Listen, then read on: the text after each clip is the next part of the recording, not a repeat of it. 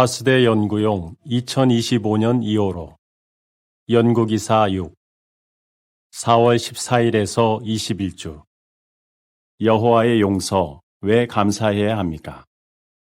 주제성구 하느님께서는 세상을 매우 사랑하셔서 자신의 독생자를 주셨습니다. 요한복음 3장 16절 노래 18번 대속 마련에 감사합니다. 요점 여호와께서 우리의 죄를 용서하시는 근거가 무엇인지 알아본다면 그분의 용서에 대해 감사하는 마음이 커질 것입니다. 1, 2항 질문. 인류는 어떤 면에서 1항에 나오는 젊은이와 같은 상황에 처해 있습니까? 1항에서 제시된 내용은 현실과 동떨어진 억지스러운 가정일 뿐이다.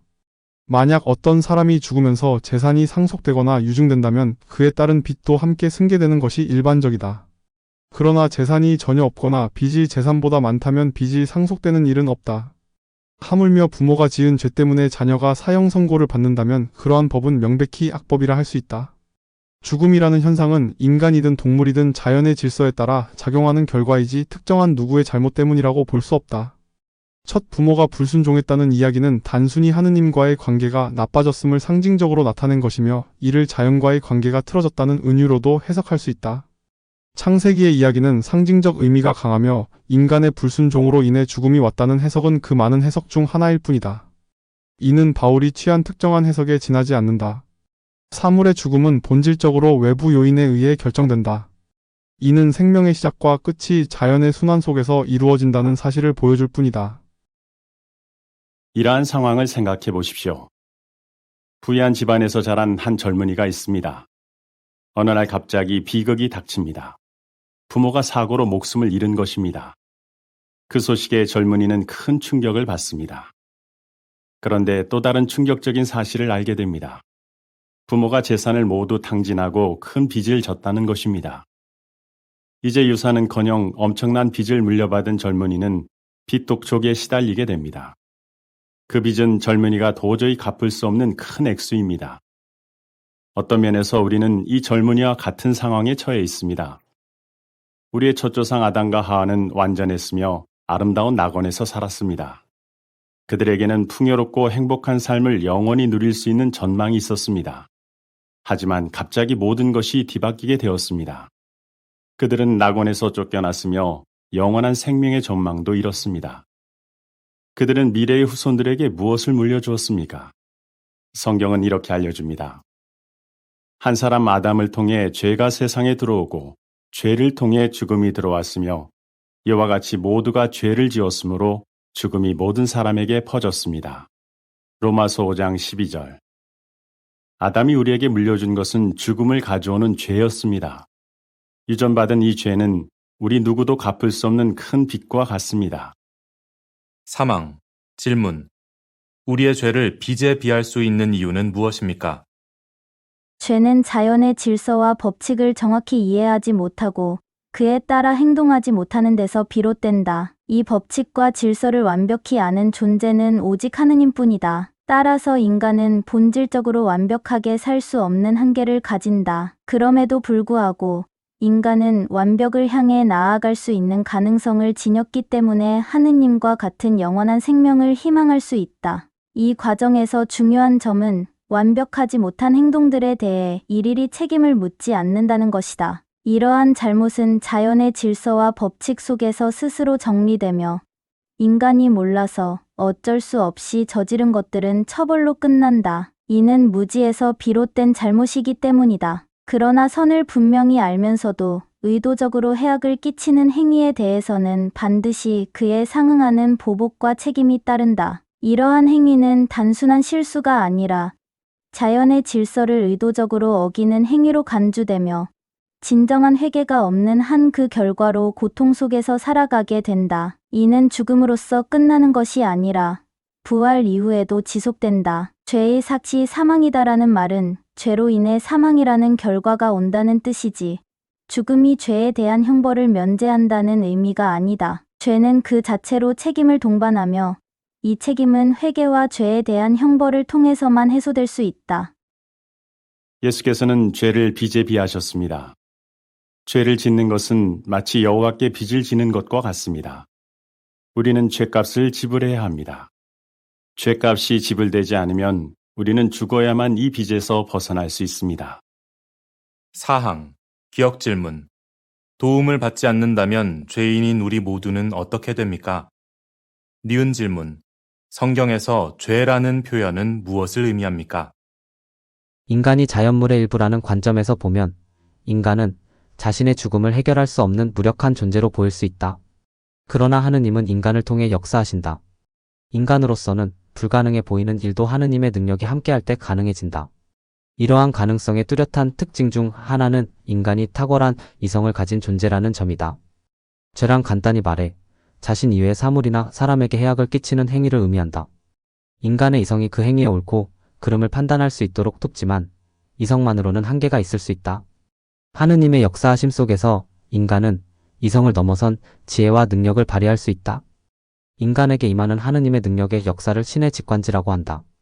베드로는 이를 신의 본성에 참여하는 것이라 표현했다. 아담과 하와가 잃은 모든 것을 되찾는 것이 가능합니까? 우리의 능력으로는 불가능합니다. 시편 49편 7절에서 9절의 기록은 이러합니다.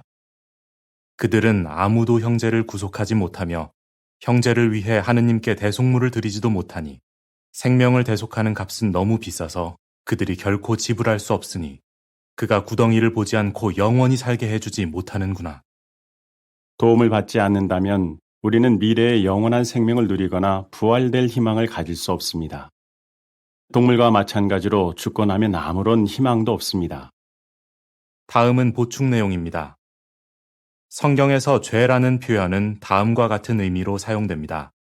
첫째로, 아담이 여호와 하느님께 지은 원죄, 즉 최초의 범법 행위를 가리킵니다.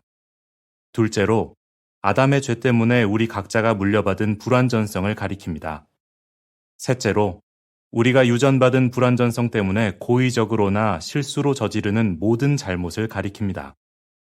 5항, 질문. 우리의 사랑 많은 아버지께서는 우리가 물려받은 죄라는 빚을 갚을 수 있도록 어떻게 도와주셨습니까? 우리가 진실한 마음으로 하느님을 부르면 그분은 외부에서 우리에게 다가오실 뿐만 아니라 이미 우리 안에 계심을 깨닫게 된다. 하느님께서 이렇게 우리와 접촉하실 수 있는 이유는 그분이 자연물과 같은 개체로 제한되지 않기 때문이다. 이 사실을 진심으로 깨달을 때 우리는 하느님으로서의 역할을 최선을 다해 수행하게 될 것이다. 우리의 죄는 보응과 동시에 당연히 사라지게 되는 것이다. 서두에서 언급한 젊은이를 다시 생각해 보십시오. 어떤 부유한 사람이 그의 빚을 모두 갚아주겠다고 제안합니다. 그렇다면 그 젊은이는 어떤 느낌이 들겠습니까? 당연히 매우 감사해야 하며 그의 관대한 제안을 받아들일 것입니다. 사랑 많은 아버지이신 여호와께서도 우리에게 그와 같은 선물을 주셨습니다. 그 선물은 우리가 아담에게서 물려받은 죄라는 빚을 갚아줍니다. 예수께서는 그 점을 이렇게 설명하셨습니다. 하느님께서는 세상을 매우 사랑하셔서 자신의 독생자를 주셨습니다. 그것은 그에게 믿음을 나타내는 사람은 누구나 멸망되지 않고 영원한 생명을 얻게 하려는 것입니다. 요한복음 3장 16절. 또한 그 선물 덕분에 우리가 여호와와 좋은 관계를 누리는 것이 가능해졌습니다. 5항 관련 표지 사파. 첫 번째 사파. 예수께서 밤에 이야기하고 계신 모습. 두 번째 사파. 로마 군인들이 예수의 시신을 형주에서 내리는 모습. 사파 설명. 예수께서는 대속 희생에 근거한 여호와의 용서에 관한 좋은 소식을 전하셨습니다. 그리고 자신의 생명을 대속물로 기꺼이 바치셨습니다. 6항. 질문. 이 기사에서는 어떤 성경 용어들을 살펴볼 것이며 그 이유는 무엇입니까? 화해, 속죄, 화목, 대속물, 구속, 의롭다고 인정받음과 같은 성경 용어들을 워치타워의 해석적 관점에서 살펴볼 것이다. 이러한 용어들은 유대인의 역사와 그들의 신앙적 전통에서 비롯된 것으로 그들이 신앙심을 바탕으로 추측하고 믿어온 개념들과 깊이 연결되어 있다. 따라서 이 용어들을 다룰 때 단순히 수용하기보다는 비판적 관점에서 접근할 필요가 있다. 어떻게 이 놀라운 선물을 통해 유익을 얻고 우리의 빚, 즉 죄를 용서받을 수 있습니까? 화해, 속죄, 화목, 대속물, 구속, 의롭다고 인정받은과 같은 성경 용어들을 살펴보면 그 답을 알 수 있습니다. 이 기사에서는 각 용어들의 의미를 알아볼 것입니다. 그 의미를 깊이 생각해 보면 여호와께서 우리를 용서하기 위해 하신 일들에 대해 감사하는 마음이 더 커질 것입니다. 목적, 화해. 7항, 기억 질문. 아담과 하와는 영원한 생명의 전망 외에도 무엇을 잃었습니까? 니은 질문. 아담과 하와의 후손인 우리는 어떻게 하는 것이 꼭 필요합니까? 창세기의 이야기를 실화로 받아들인다고 해도 아담과 하와가 단지 하느님께 순종하는 조건으로 영생을 얻는다면 그것은 전기를 꽂아야만 작동하는 로봇과 무엇이 다르겠는가? 진정한 생명의 가치란 스스로 시행착오를 거치며 영원한 생명에 도달할 때 비로소 발휘되는 법이다. 자수성가를 통해 주택과 승용차를 마련한 사람과 부모로부터 그것을 물려받은 사람의 삶의 무게가 같을 수 없듯이 말이다. 결국 창세기의 이야기는 인간이 영원히 살 수 있는 가능성을 상징적으로 제시하는 역할을 할 뿐이다. 그것은 인간이 이미 영생을 가지고 있다가 실수나 고의로 그것을 잃어버렸다는 의미가 아니다. 이 이야기의 핵심은 인간에게 주어진 잠재력과 선택의 자유, 그리고 그 과정에서의 생명의 희망을 제공하는 것이다. 아담과 하와는 영원한 생명의 전망을 잃었을 뿐 아니라 아버지이신 여호와와 누리던 소중한 관계도 잃었습니다. 죄를 짓기 전에 아담과 하와는 하나님의 가족이었습니다. 하지만 그들은 여호와께 불순종했기 때문에 더 이상 그분의 가족으로 남아있을 수 없었습니다. 이 일이 일어난 것은 그들이 자녀를 갖기 전이었습니다. 따라서 그들의 후손인 우리는 여호와와 화해할 필요가 있습니다. 다시 말해 그분과 좋은 관계를 회복해야 합니다. 로마서 5장 10, 11절의 기록은 이러합니다. 우리가 적이었을 때에 하느님의 아들의 죽음을 통해 하느님과 화해하게 되었다면 화해한 지금 아들의 생명에 의해 구원받으리라는 것은 더욱 확실합니다. 그뿐만 아니라 우리는 또한 우리 주 예수 그리스도를 통해 하느님 안에서 기뻐하고 있습니다. 그리스도를 통해 이제 우리는 하느님과 화해하게 되었습니다. 한 참조 자료에 의하면 화해하다로 번역된 그리스어 단어는 적이었다가 친구가 되다를 의미할 수 있습니다. 놀랍게도 이러한 화해가 가능하도록 여호와께서 먼저 손을 내미셨습니다. 어떻게 말입니까? 하느님이 하신 마련 속죄. 8항, 기억 질문. 속죄란 무엇입니까? 니은 질문. 화목이란 무엇입니까? 속죄란 쉽게 말하면 내가 잘못했으니 여기에 나의 금품을 받고 없던 일로 해다오 라는 뜻이다. 화목이란 사이좋게 지내는 것으로 정의된다. 속죄는 여호와께서 죄 많은 인류와 좋은 관계를 회복하기 위해 하신 마련입니다. 여기에는 어떤 것을 동일한 가치를 지닌 다른 것으로 교환하는 것이 관련됩니다.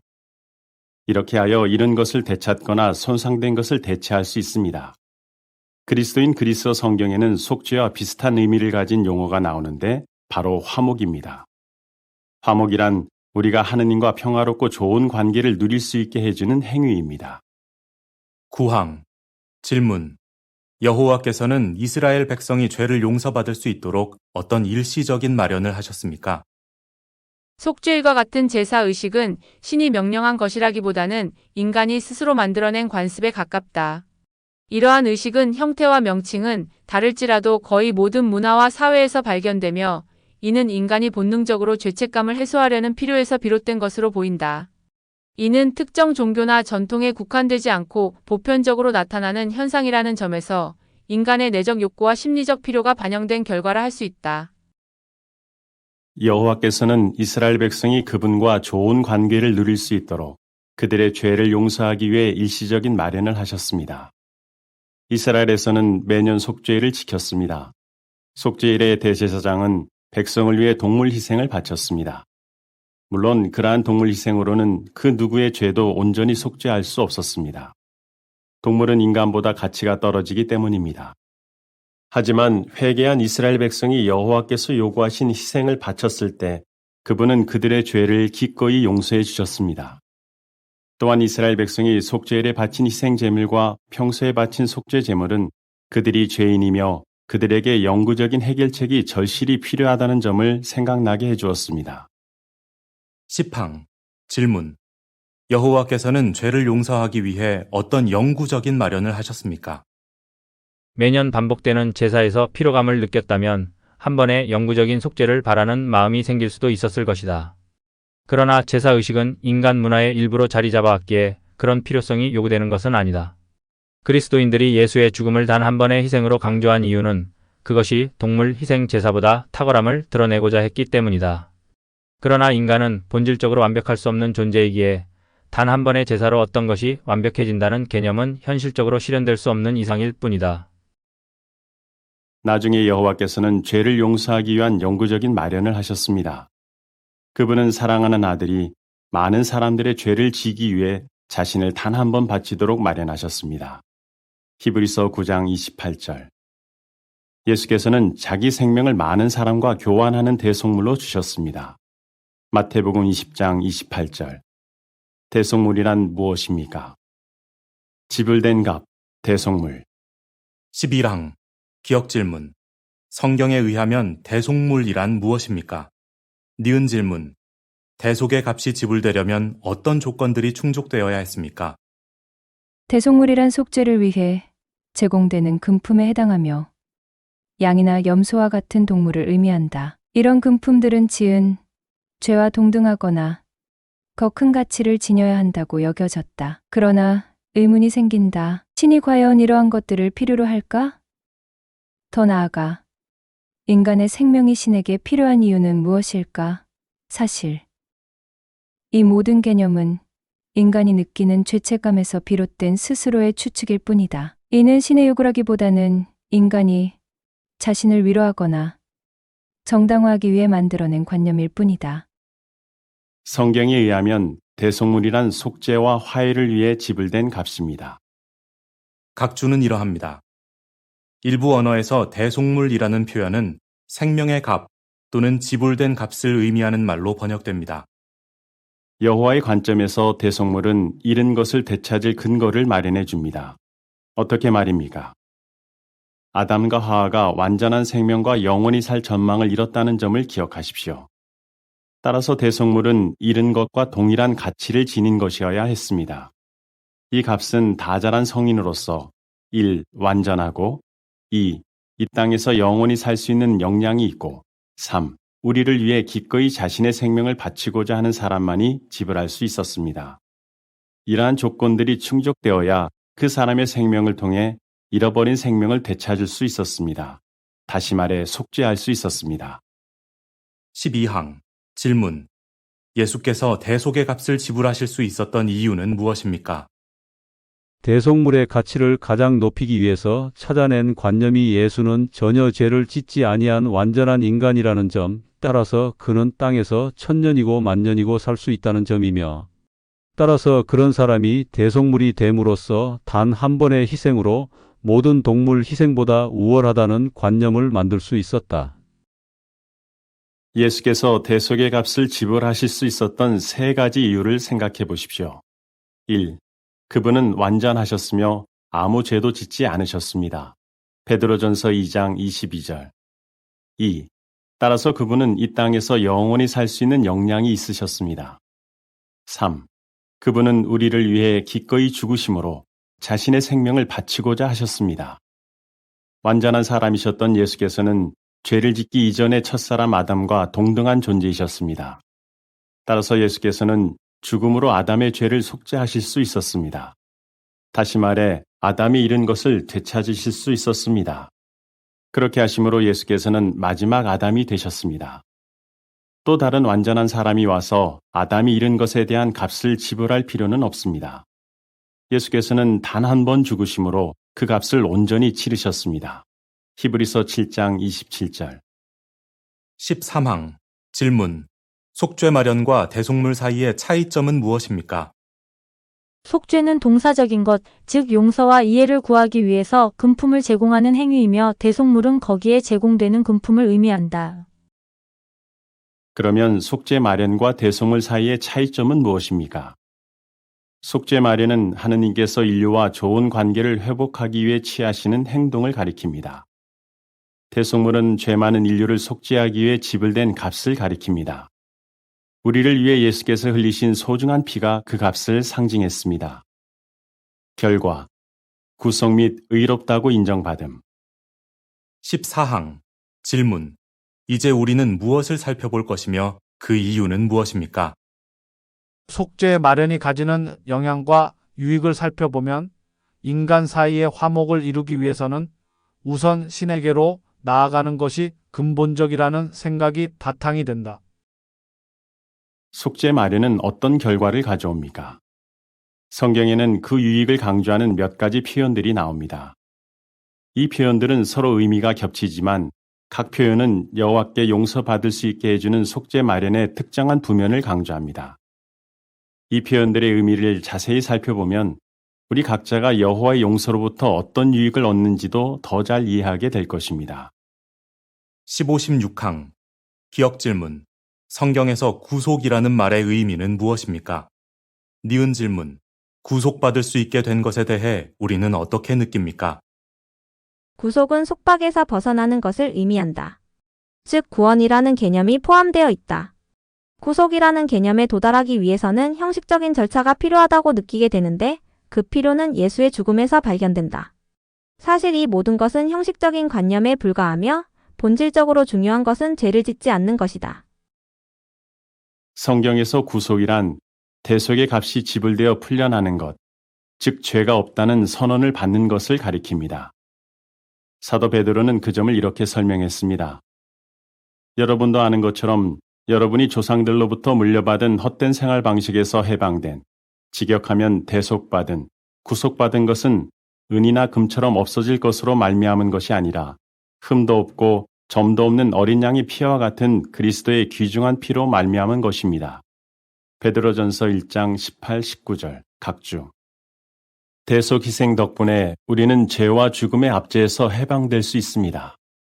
우리는 예수의 귀중한 피, 즉 생명으로 우리가 구속받을 수 있게 해주신 여호와와 예수께 깊이 감사합니다. 17, 18항.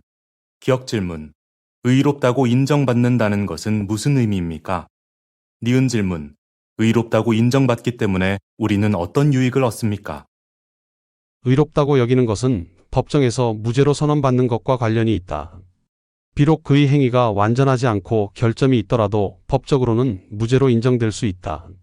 마찬가지로 하느님은 우리의 연약함과 오류에도 불구하고 무죄로 선언하신다.